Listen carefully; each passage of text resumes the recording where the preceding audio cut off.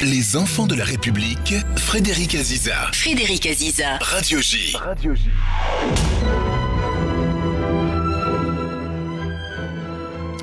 Bonjour et bienvenue dans cette nouvelle saison des Enfants de la République. Invité aujourd'hui Mohamed Sifaoui. Bonjour. Et merci d'être avec nous. Alors vous suivez depuis une trentaine d'années l'évolution de toutes les organisations liées à la mouvance islamiste en général et djihadistes en particulier. Vous avez publié de nombreux livres, parmi lesquels Les Fossoyeurs de la République, Pourquoi l'islamisme séduit-il ou encore Combattre le terrorisme islamiste. Alors votre dernier ouvrage, Hamas, est publié aux éditions du Rocher. Pourquoi ce livre? Pourquoi maintenant? J'allais vous dire pourquoi seulement maintenant.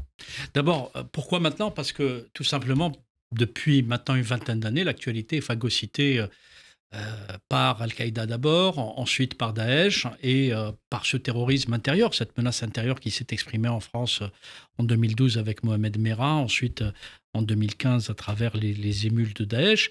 Et c'est un projet que j'avais à cœur de réaliser. Il était en gestation, j'avais tous les éléments parce qu'effectivement, j'ai commencé à travailler sur l'islam politique comme par hasard l'année même de la naissance du Hamas, c'est-à-dire en 1987.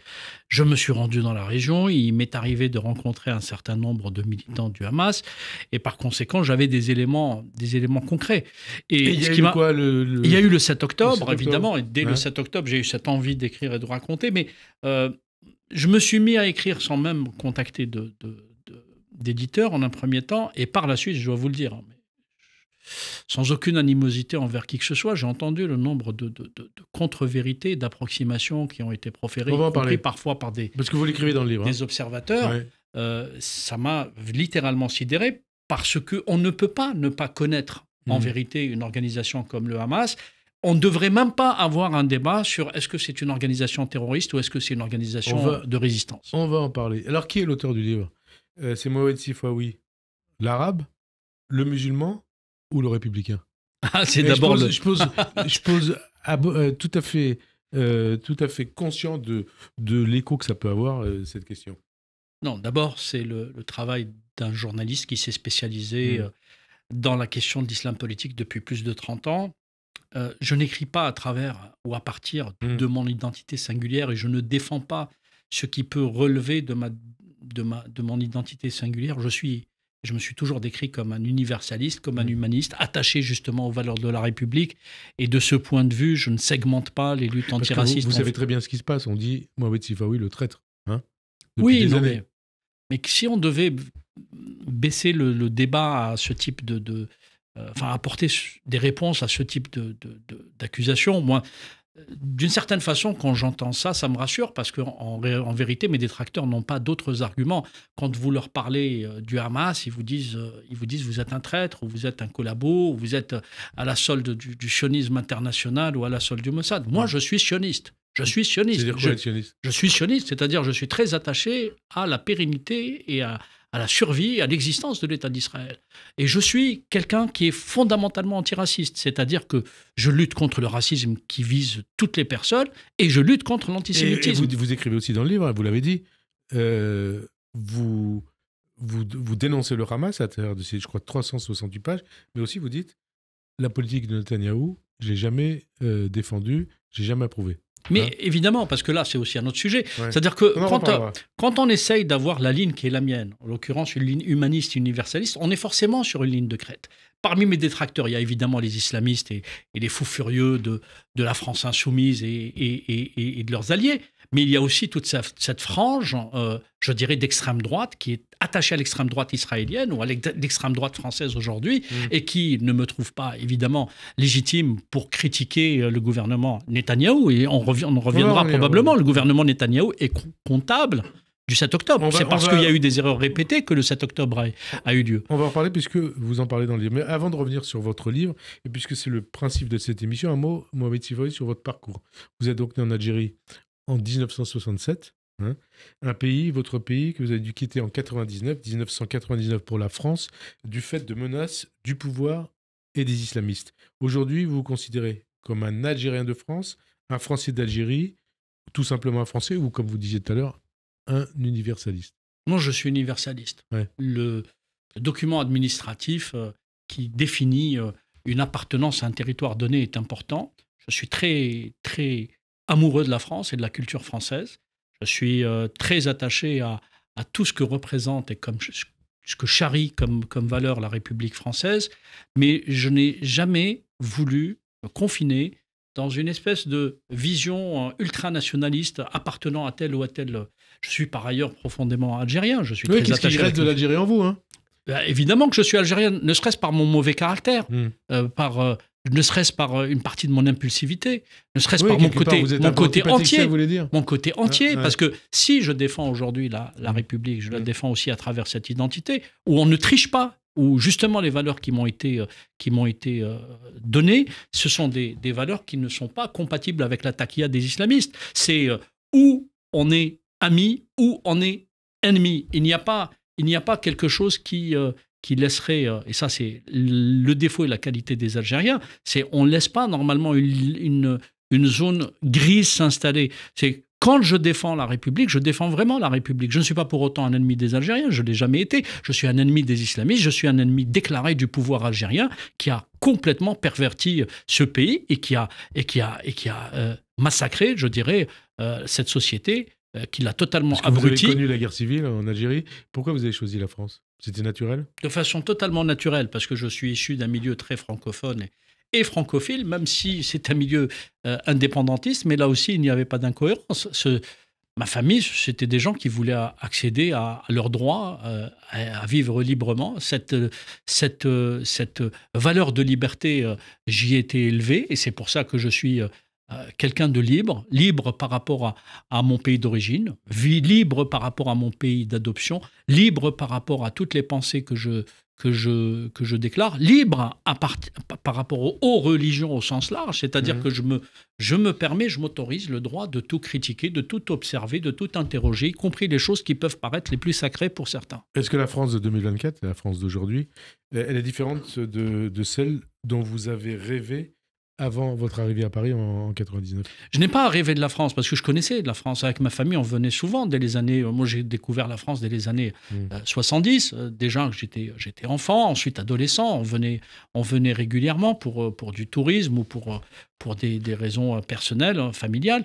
Donc, je connaissais la France, je ne l'ai pas découverte. En revanche, c'est vrai que j'avais idéalisé un petit peu ce côté, je dirais, ce classicisme à la française, ce côté... ce raffinement. La culture française. Et cette culture française. Et je découvre aujourd'hui, malheureusement... Le modèle français, peut-être, quelque part. Je pense que la France était détenue par des gens qui étaient attachés à ce classicisme. Et malheureusement, il y a une montée en puissance, passez-moi l'expression, d'un certain nombre de beaufs qui, aujourd'hui, phagocytent totalement le débat public. Quand on voit, par exemple, notre Assemblée nationale, par qui, parfois, elle est représentée, aussi bien à l'extrême droite qu'à la gauche qu'au sein de la gauche populiste, il y a à pleurer. Je veux dire, quand on a une vision de l'histoire, quand on connaît un certain nombre de grandes figures qui ont été députées dans ce pays, quand on voit certains des députés aujourd'hui, on va en parler. Franchement, on a envie de pleurer pour la France. Algérie-France toujours, est-ce qu'il y a des similitudes entre l'emprise de l'islamisme dans certains quartiers de France et puis ce que vous avez vécu et dénoncé en Algérie? Moi, ce qui m'a frappé, dès que je me suis installé, j'ai refait ma vie après la guerre civile. Je suis arrivé, je dirais presque en lambeaux, d'un point de vue psychologique, parce que j'ai échappé à des attentats, j'ai perdu des membres de ma famille, j'ai perdu des proches, des amis. Donc je suis arrivé et je serai toujours reconnaissant à la République parce qu'elle m'a permis de reconstruire. Et c'est ça, la République. C'est pour ça que c'est important quand j'entends parfois certains parler avec une certaine légèreté de ceux qui viennent d'ailleurs, etc., et qu'ils voient systématiquement comme des dangers potentiels. Moi, je ne suis pas venu comme un danger potentiel. Bref, et je pense que je l'ai démontré. Mais le plus important, c'est que à cette période-là, quand j'arrive, dès que je reprends mes activités journalistiques très vite, ce que je découvre et ce qui m'inquiète, ce sont des ingrédients de présence de l'islam politique que j'avais vus en Algérie quelques années avant l'éclatement de la guerre civile. C'est-à-dire que il y avait... C'est-à-dire que la France, elle peut vivre une situation algérienne? Non, certains quartiers... Je ne dirais pas ça, mais je comprends par exemple le terme qui a été choisi par les autorités, le terme de séparatisme. Cette idée de séparatisme, moi je l'ai vécu en Algérie. Pourtant, pays musulman, majoritairement musulman, il y a pratiquement, je dirais, à 98%, les gens sont presque obligés de se déclarer musulmans et on considère l'islam comme un membre de soi-même, c'est-à-dire comme si c'était un bras ou une jambe.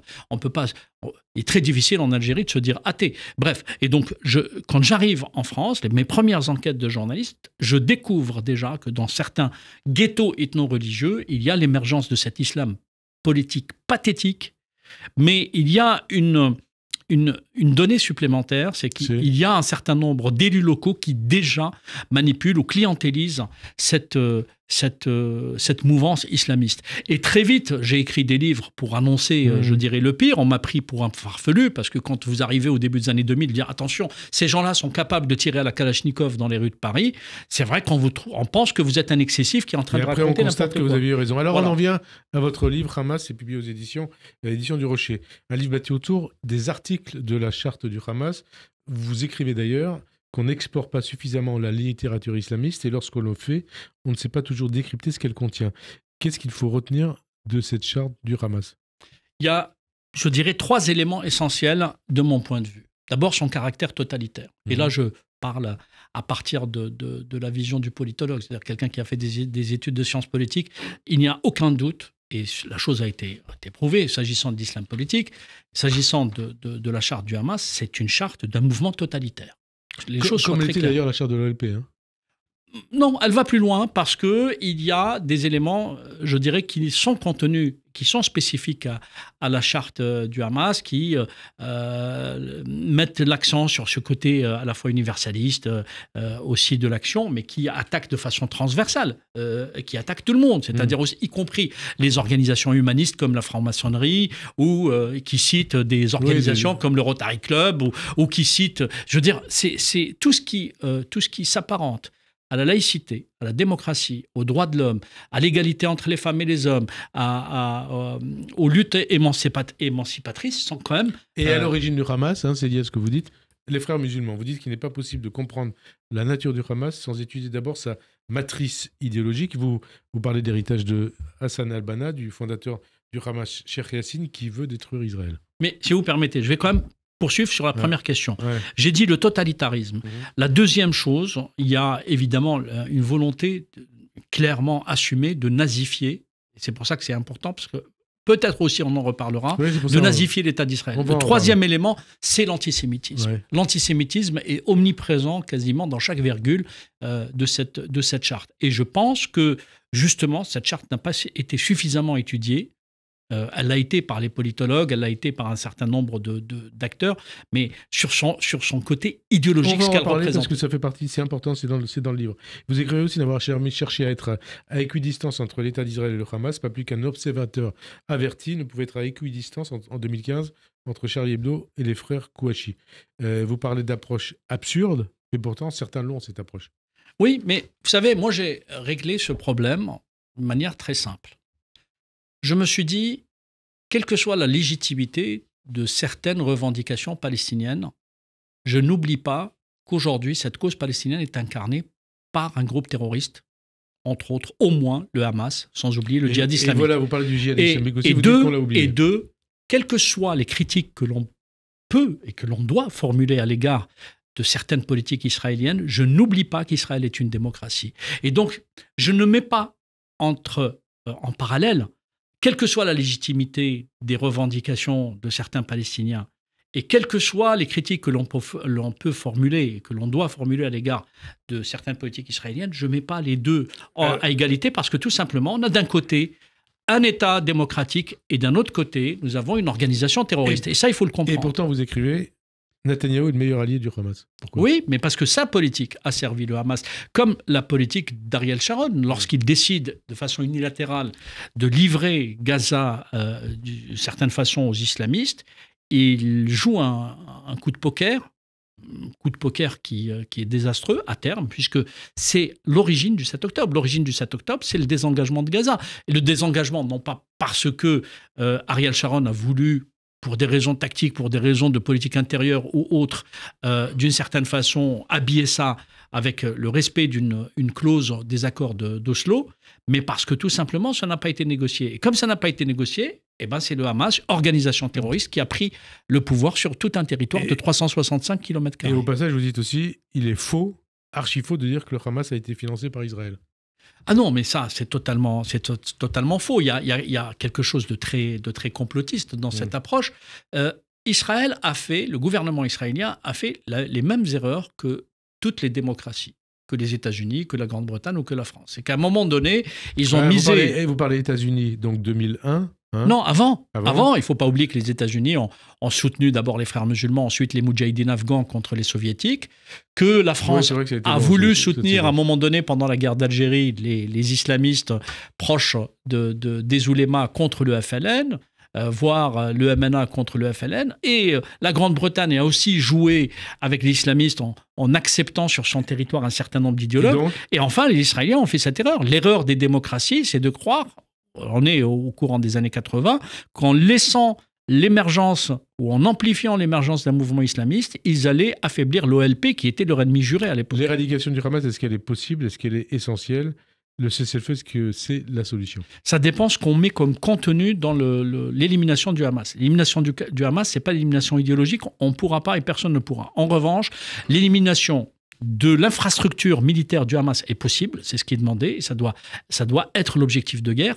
Et l'élimination politique du Hamas, en tant qu'acteur politique jouant un rôle dans le mouvement national palestinien, ça aussi, ça doit être totalement éliminé. Pourquoi? Parce qu'il y a une incohérence qu'il faut lever. On ne peut pas d'un côté, et je parle pour la communauté internationale, on ne peut pas d'un côté considérer le Hamas à juste titre comme une organisation terroriste, et d'un autre côté, dire qu'il faudrait négocier avec cette organisation terroriste ou qu'il faudrait la compter comme un acteur, on fait la séparation politique. Alors que maintenant, il n'y a aucune séparation entre le militaire et le politique. Fait avec le Hezbollah au Liban. Mais c'est pardonnez-moi, c'est une connerie monumentale. Enfin, certains le font.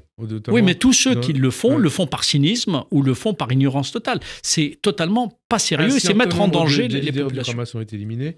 Il ne reste plus que Sinwar et une poignée d'autres. La mort de Sinwar, est-ce qu'elle marquera la fin de la guerre et la fin du Hamas? L'élimination d'Al-Sinwar, de Yahya Sinwar et de son frère, Mohamed Al-Sinwar, dont on parle rarement, mais aussi d'un certain nombre d'acteurs qui sont un peu à l'extérieur. Je pense notamment à Oussama Hamdan, qui est au Liban. Khaled Meshal et Khaled Meshal, naturellement, que j'allais citer parce qu'il a une grande capacité de nuisance. Il vient de lancer un appel. Il vient de lancer un appel, mais parce que depuis quelques jours, le djihad islamique et le Hamas veulent inciter leurs adeptes et leurs sympathisants à commettre des attentats suicides. Ils veulent renouer avec l'attentat suicide qui a fait leur image au courant des années 2000. Et parce que, justement, ils sont militairement sur le terrain, quelque peu aux abois, ça montre qu'ils sont en grande difficulté. Mais pas seulement, ils sont en difficulté, mais ils veulent utiliser l'attentat suicide pour favoriser les divisions encore davantage au sein de la société israélienne. Alors, le rôle aussi des pays du Moyen-Orient et de la région et au-delà de la région. On constate que l'Iran a joué un rôle essentiel dans le pogrom du 7 octobre. Et juste de dire que l'intérêt du régime de Téhéran, c'est ce que vous laissez entendre dans le livre, pour une telle opération, vous écrivez, s'explique par son besoin de torpiller les accords d'Abraham et donc d'entraver la démarche saoudienne et la stratégie émirienne des Émirats arabes unis de paix avec Israël. Oui, mais parce que quand j'ai enquêté, je me suis rendu compte, et ça c'est documenté, que la préparation des opérations qui ont eu lieu le 7 octobre a commencé en 2020. C'est-à-dire qu'il y a eu un certain nombre de manœuvres militaires qui ressemblaient déjà au scénario du 7 octobre, qui commençaient à se mettre en place à partir de 2020. Or, après, à partir de 2020, qu'est-ce qu'il y a? Il y a les accords d'Abraham. Et on se rend compte, dans le discours du Hamas, des dirigeants du Hamas, notamment de Yahya Sinwar, qui a une volonté manifeste de torpiller ces accords. Même Ismaël Haniyeh les a attaqués de façon frontale. Ils ont incité, depuis le Qatar, ils ont incité à plusieurs reprises à la reprise, je dirais, ou d'intensification des actions terroristes. Un Iran doté de la bombe atomique, ça change quoi? Impensable. C'est impensable pour une raison très simple. Je ne pense pas que l'Iran, qui ne sont pas des sunnites, qui ont le pragmatisme des chiites, utilise ou puisse utiliser l'arme nucléaire. Je ne le pense pas, parce qu'ils ont un pragmatisme, et ils savent très bien qu'ils savent que s'ils l'utilisent, il serait détruit. Mais il y a quand même le culte de la mort. Il y a une force de dissuasion. Hein. Oui, mais il y a autre chose. C'est vrai qu'il y a le culte de la mort, etc. Mais il y a autre chose qui va encore plus loin. Si l'Iran dispose d'une arme considérablement dissuasive, qu'est-ce qui va se passer? Si demain Israël est attaqué par le Hezbollah, Israël ne pourra pas riposter de la même manière comme il a riposté lors de la guerre de Gaza. C'est-à-dire que quand vous avez une arme de dissuasion en face, vous rééquilibrez les forces, et c'est ce que veulent les Iraniens en premier lieu. Je ne dis pas qu'ils l'utiliseraient jamais. Non, mais est-ce que ça veut dire que les pays occidentaux, les États-Unis notamment, la France, l'Europe et Israël feront tout pour empêcher que l'Iran se dote de l'arme nucléaire? Mais il faut tout faire. Mais il faut tout faire. À un moment donné, quand vous arrivez à des situations... Donc ça veut dire qu'un affrontement Iran-Israël aujourd'hui, c'est essentiel. Non, à court terme, je ne pense pas que les Iraniens puissent opter pour un affrontement, pour une guerre ouverte. Ils vont utiliser leur proxy pour attaquer Israël, et c'est pour ça qu'ils veulent perturber Israël pour qu'ils puissent, eux, de leur côté, poursuivre leur programme nucléaire.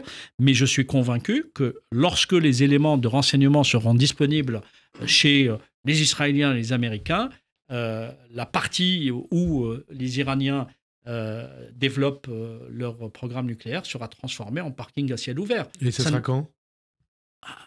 On dit ça depuis des années. Oui, mais selon les experts, ils avancent lentement. Ils n'ont pas encore aujourd'hui la possibilité véritablement de disposer d'une bombe. Je pense que ceux qui sont observés de très près, ce sont les Pakistanais, parce qu'ils sont en mesure de donner une partie de leur...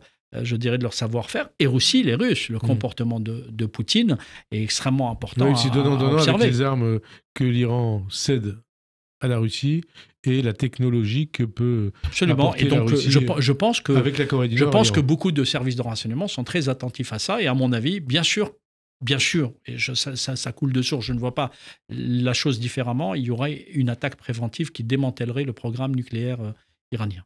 Vous voyez ça quand? Non, je vais pas me prononcer. J'en sais strictement de mois, d'années? Non, je pense que ça se compte en années plutôt. En années. Ouais. Alors, vous parlez dans le livre aussi du rôle d'un certain nombre de pays, la Turquie d'Erdogan, l'Afrique du Sud, la Tunisie, la Russie, certains pays d'Amérique latine comme le Venezuela et le Nicaragua, et votre pays, votre ancien pays, l'Algérie. Oui, parce que le Hamas a construit en fait un discours transversal qui peut plaire à différents profils idéologiques. Il y a le discours islamiste que l'on connaît, qui plaît effectivement à toute la mouvance islamiste, même s'il y a des divergences par ailleurs en interne.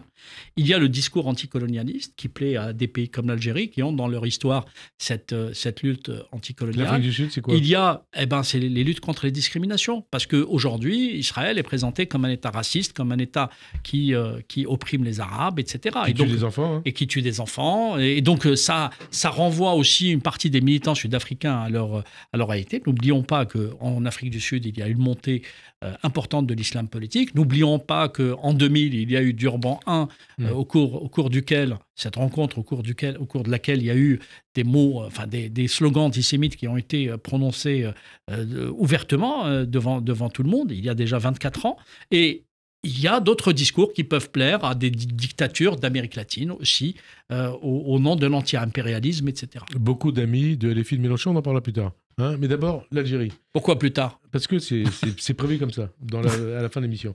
Le 21 août, lors d'un meeting électoral, le président algérien Tebboune, il a déclaré que l'armée de son pays était prête à intervenir à Gaza. Est-ce à dire que la haine d'Israël et des Juifs sont de bons arguments électoraux en Algérie et dans les pays arabes?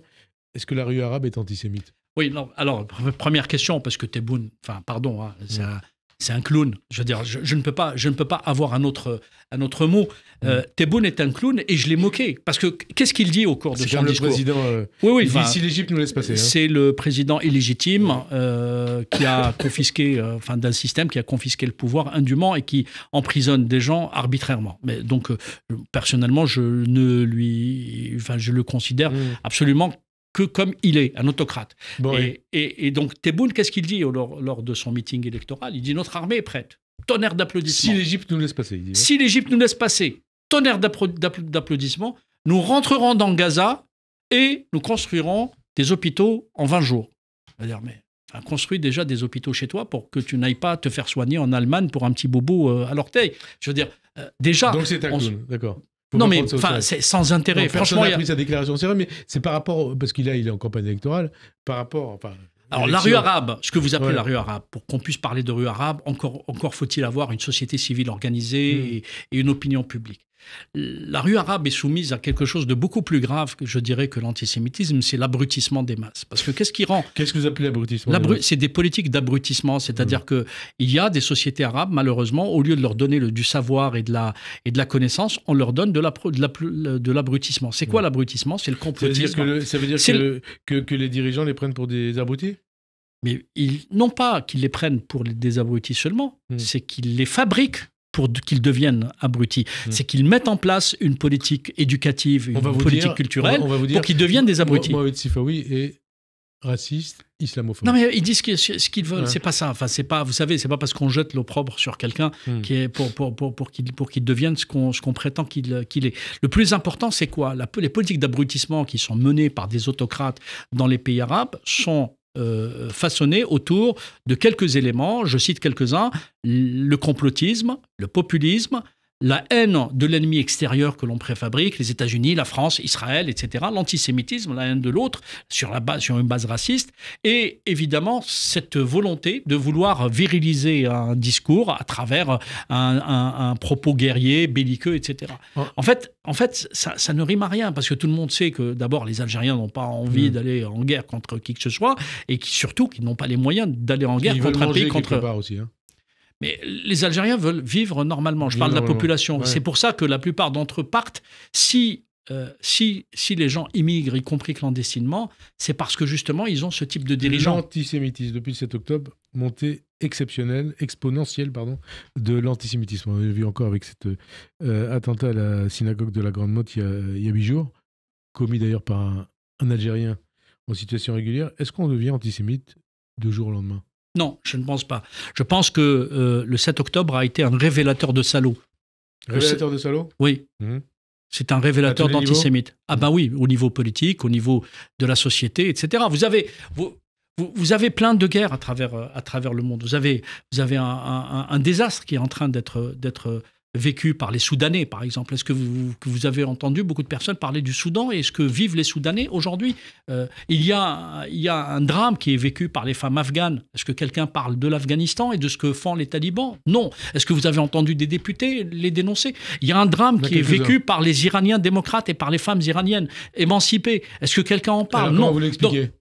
Parce que tout simplement, vous avez cette haine du juif qui je ne vais pas vous l'apprendre, qui est culturellement ancrée dans un certain nombre chez un certain nombre de familles, qui est inculquée dans la société à travers un certain nombre de mécanismes. Vous parlez de quoi? En Occident ou en Orient? Partout. Hein? C'est la connerie la mieux partagée. Hein. L'antisémitisme, c'est pas quelque chose. Et on précise aussi une chose, hein. Antisémitisme, racisme, même homophobie. Mais oui, parce que vous avez ces sociétés qui sont travaillées par ces éléments, je dirais, détestables, ces idées complètement pourries, passez-moi l'expression, je ne trouve pas d'autres mots. Et donc, d'une certaine façon, on peut expliquer que des gens non structurés, non éduqués dans la société puissent avoir un certain nombre de réflexes, surtout lorsqu'ils sont travaillés par une propagande mensongère, surtout lorsque vous avez des chaînes comme Al Jazeera, etc. Alors justement, j'allais vous parler d'Al Jazeera. Non mais attendez, parce que c'est important. Ouais. Le problème, c'est que quand vous avez en bas de la société des gens qui agissent mal, vous avez normalement une élite politique, médiatique, qui rééduque d'une certaine façon, qui explique les choses, qui décrit. Vous parlez notamment de la France? Mais oui, mais là, regardez, en vérité, l'antisémitisme vient du haut, de certaines chapelles médiatiques, de certaines chapelles politiques, de certaines chapelles intellectuelles. Il vient pas du bas, parce que lorsqu'on regarde, c'est l'ambiance de rationalisation de la haine, de légitimation, de la diabolisation d'un État qui fait qu'au final, on va penser, et l'émotion est légitime de voir des enfants, quand une émotion naît parce qu'on a vu des enfants palestiniens mourir, cette émotion est légitime, personne ne la dénie. Ce qui est anormal, ce qui est dénoncé, ce qui doit être combattu, c'est quel lien peut-on faire entre une guerre qui se passe au Proche-Orient et une synagogue à la Grande Motte où des fidèles vont prier. Le type, cet Algérien de 33 ans qui voulait agir, voulait tuer. Il ne voulait pas uniquement brûler un lieu de culte, ce qui est déjà grave, il voulait tuer des juifs. Parce que juifs. Et pourquoi? Parce qu'on lui a fait comprendre que ces juifs à la Grande Motte ou ailleurs en France étaient co-responsables On lui a fait comprendre. Co-responsable de la situation au Proche-Orient. Qui l'a fait comprendre, on va en reparler. Non, mais attendez, c'est comme si, dans une folie furieuse, au lendemain du 13 novembre, au lendemain du 7 janvier 2015, au lendemain du 7 octobre, des gens s'étaient élevés et allaient tuer des Arabes ou des musulmans. Personne n'aurait accepté. Bien sûr. Donc, par contre, et je le dis clairement, aucun musulman. C'est pour ça que je vous disais, antisémitisme, mais aussi le racisme. Tous les racismes sont équivalents. Je dis bien, le lendemain du 13 novembre, c'est heureux et c'est très bien. Et vive la République. Les musulmans sont allés emmener leurs enfants dans leurs écoles tranquillement, personne ne les a visés. Et heureusement. Parce qu'il reste plus beaucoup de temps avant la fin de cette émission, il y a beaucoup d'autres sujets à aborder. La chaîne Al Jazeera dont vous avez parlé, vous dites que c'est une véritable arme de destruction massive. Qu'est-ce qui vous pousse à dire ça ? À quel jeu joue le Qatar ? Parce que vous vous rappelez que le Qatar a été, dès les années 90, l'un des premiers pays du Golfe à établir des relations commerciales officielles avec Israël, et puis depuis... Depuis, les choses se sont un peu détériorées, mais ils gardent un minimum. Parce que, évidemment, par exemple, lorsque le Qatar finance le Hamas, il le finance avec l'accord des gouvernements israéliens. L'argent rentre à Ben Gourion, ça a été dit et redit à maintes reprises. Je veux dire, par beaucoup d'acteurs. Et c'est vrai, c'est documenté. Donc, le Qatar a su garder certains fils, une certaine relation hypocrite avec les responsables israéliens, alors, au même titre que la Turquie d'ailleurs. Sur les otages d'ailleurs, on a l'impression qu'ils ont été totalement oubliés au niveau international et même d'ailleurs au niveau israélien. C'est ce qui est reproché par les familles d'otages à Netanyahou. Et en France aussi. Je vous rappelle qu'il y a encore 2 franco-israéliens qui sont détenus. Nous n'avons pas les chaînes de télé qui, comme c'était le cas précédemment, tous les jours, on avait un rappel des otages détenus à l'étranger. Je pense que c'est important de maintenir cette mobilisation pour les familles des otages. Chaque vendredi, personnellement, quasiment, je me rends au rassemblement qu'il y a justement en mémoire des otages. Vous avez dénoncé l'islamo-gauchisme dans votre livre Les fossoyeurs de la République. Est-ce que ce sont les mêmes ressorts qui amènent une partie de la population, des élites d'ailleurs, à soutenir aujourd'hui le Hamas ? Mais évidemment, parce que l'islamo-gauchisme, c'est quoi ? C'est un terme qui est récusé par ces gauchistes, justement, qui sont proches de l'islam politique. On prétend que ce serait une création d'extrême droite. C'est pas vrai. L'islamo-gauchisme, j'ai eu le temps de le dire et de le redire, est un néologisme qui ne décrit rien d'autre que des alliances contre nature entre les tenants de l'islam politique et des gens se réclamant de la gauche. Et cette gauche-là, cette gauche qui est sympathique avec les tenants de l'islam politique et parfois avec les terroristes, est une gauche qui fait beaucoup de mal à la France aujourd'hui, mais pas seulement, qui fait beaucoup de mal à la Grande-Bretagne, qui fait beaucoup de mal à la Belgique, un autre pays qui souffre justement de ces fléaux. Et cette gauche-là participe à faire monter l'antisémitisme de façon exponentielle depuis plusieurs années parce qu'il y a une volonté de diabolisation de l'État d'Israël en tant qu'État, non pas de la critique des politiques menées par les gouvernements israéliens, ce sont autre chose, mais la diabolisation de cet État d'Israël en tant qu'État et évidemment de l'acceptation comme une fatalité de l'acte terroriste. D'ailleurs, on a vu à quel point depuis maintenant 10 mois, les patrons, les cadres de la France insoumise s'étouffent lorsque on leur demande de considérer le Hamas comme une organisation terroriste. Et dès le 8, 9 ou 10 octobre, ou le 7 octobre d'ailleurs, déjà. Dans la France malade de l'islamisme, c'est un livre que vous avez publié en 2002. Vous écrivez que certains à l'extrême gauche se sont transformés en porte-voix de l'international islamiste.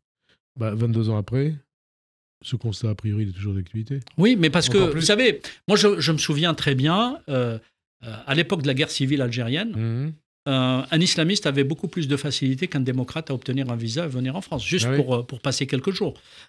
Déjà, il y avait à l'époque des liens ambigus entre l'international socialiste et je dirais, l'international islamiste qui se mettaient en place.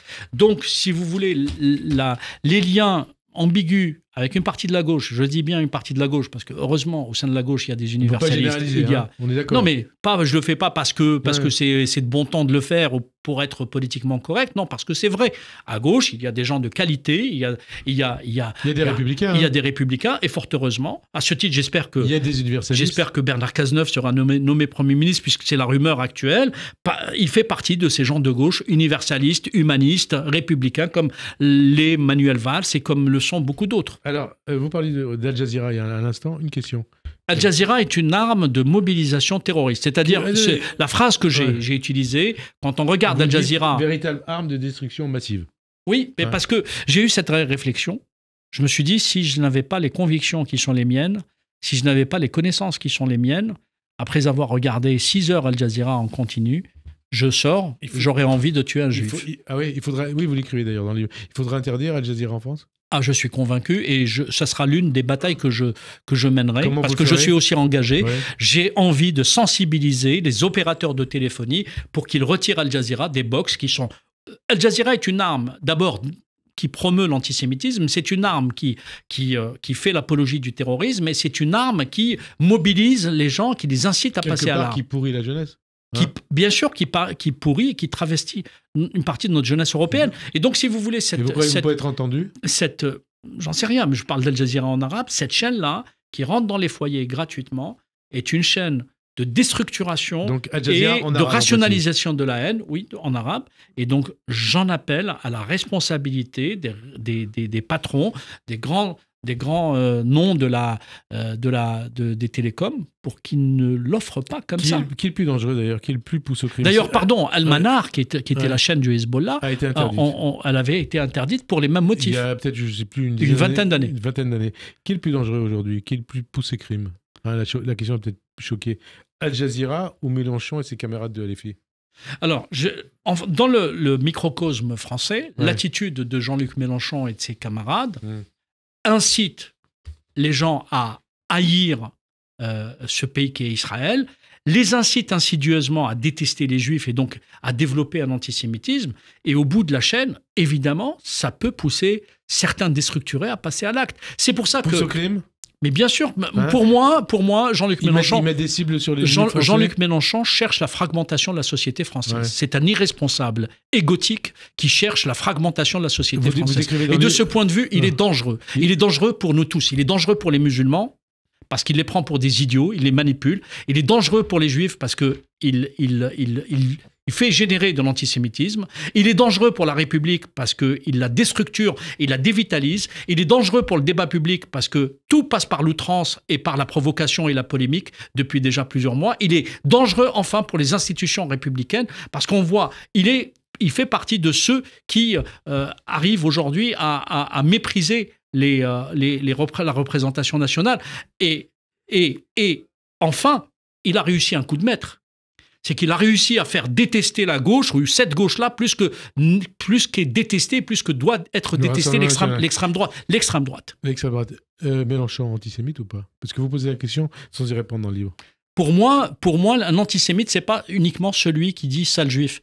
Un antisémite, c'est celui qui s'approprie le discours de Mélenchon et qui rationalise la haine anti-juive. Donc oui, pour moi, il est antisémite. Antisémite. Pour moi, il est antisémite. LFI, et je vais vous dire, LFI, le nouveau parti je suis totalement d'accord avec, et pourtant je suis résolument démocrate, je suis totalement d'accord avec tous ceux qui disent qu'il faut la dissolution de ce mouvement qui est aujourd'hui extrêmement toxique et dangereux pour la République et pour la démocratie. Interdiction de LFI.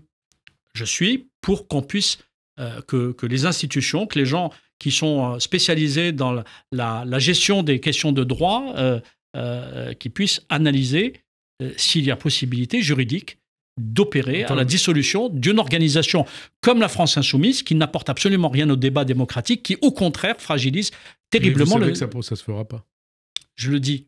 Moi, je suis un acteur un débat. Moi, je suis un acteur du débat public. Je m'autorise le droit de dire je suis d'accord avec un appel à la dissolution de LFI. Le Hamas insiste sur le fait qu'il ne reconnaît à Israël aucune...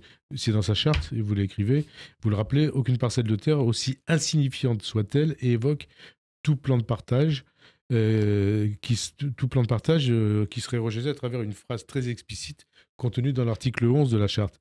C'est en gros la Palestine de la mer au Jourdain, chère à Rima Hassan. Ben oui, mais Rima Hassan, c'est dans la continuité. Pourquoi Rima Hassan est devenue l'égérie de la France Insoumise? Parce que tout simplement, Mélenchon l'a décidé, et Mélenchon l'a décidé pour que la question israélo-palestinienne soit au cœur de la polémique franco-française et pour participer justement à fragmenter et cliver encore davantage cette société, d'une certaine manière, oui. Mais aujourd'hui, on voit Rima Hassan est en roue libre, elle va tellement loin qu'elle commence à gêner, y compris ses propres camarades. On le voit que dans leur attitude, ce n'est plus ce qu'ils exprimaient il y a de cela 2 ou 3 mois. C'est quoi, une ennemie de la République, de la démocratie, une antisémite? Pareil, comme Mélenchon? Ah bah pour moi, pareil. Je m'étonne comment cette femme a pu être naturalisée française. Elle a été élevée dans ce que j'appelle l'idéologie des camps de réfugiés. Et c'est une idéologie victimaire. Il faut la connaître, elle est spécifique, les camps de réfugiés, les Palestiniens un peu partout. Il ne faut pas oublier, alors j'assume totalement ce que je dis, les Palestiniens réfugiés ont toujours foutu la zizanie là où ils se sont installés. En Jordanie, ils ont failli créer une guerre civile. Au Liban, ils sont à l'origine de la guerre civile. En Tunisie, ils sont à l'origine de bombardements qui ont été subis par la Tunisie parce que justement, ils montaient un certain nombre d'opérations terroristes à partir de là-bas. Ils sont persécutés par Israël. Ils sont persécutés quand ils créent presque quasiment une guerre avec le roi de Jordanie à l'époque, dans les années 70. C'est pas parce qu'ils sont persécutés par Israël. C'est parce que justement, là où ils vont, ils s'installent, ils s'allongent, ils considèrent qu'ils sont chez eux et ils jouent sur ce discours victimaire, sur la tragédie que vivent effectivement certains Palestiniens pour entretenir ce discours victimaire et ce discours qui diabolise Israël et qui entraîne un discours antisémite presque de façon automatique.